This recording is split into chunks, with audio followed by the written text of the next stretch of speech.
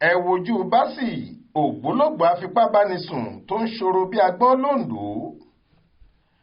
Ọkùnrin ẹni ọdún márùndínlógójì kan àní ẹ̀kan Bassey lọ́wọ́ àwọn agbófinró ti tẹ̀ lórí ẹ̀sùn fífi tipátipá bá àwọn ọmọ kéékèèké kan sùn lábúlé Bágbè níjọba ìbílẹ̀ ìwọ̀ oòrùn Ondo, gẹ́gẹ́ bí ohun tá a fìdí rẹ̀ múlẹ̀ látẹnu ọlọ́pàá kan tá a forúkọ bò láṣìírí.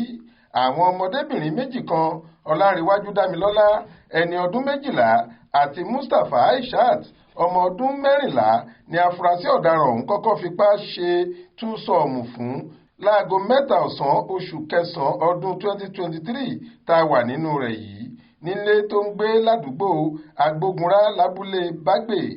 Inú oṣù kẹsàn-án yìí kan náà ló ní Bassey tún ki àbúrò Dámilọ́lá kan tí wọ́n porúkọ rẹ̀ ní Ọlárìnwájú Precious mọ́lẹ̀ ní nǹkan bíi aago 2 ọ̀sán tó sì tún fipá bá ọmọbìnrin ẹni ọdún 10 ọ̀hún sùn dáadáa nínú ilé rẹ̀.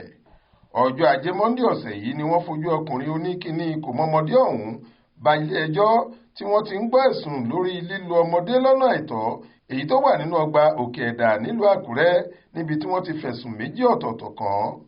Ẹ̀sùn ìfipábánilòpọ̀ tí wọ́n fi kan olùjẹ́jọ́ ni wọ́n ló tako abala 3 ìlà 2 nínú ìwé òfin ìpínlẹ̀ Ondo ti ọdún 2021 èyí tó tako ìwà ipá híhù.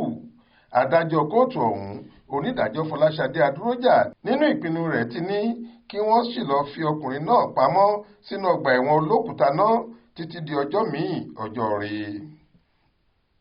Olúṣèyẹ Ìyádé ló ṣàkójọ ìròyìn yìí fún iléeṣẹ́ tẹlifíṣàn Aláròyé online. Faith Adébọ́lá ló kà á sétí ìgbọ́ yín.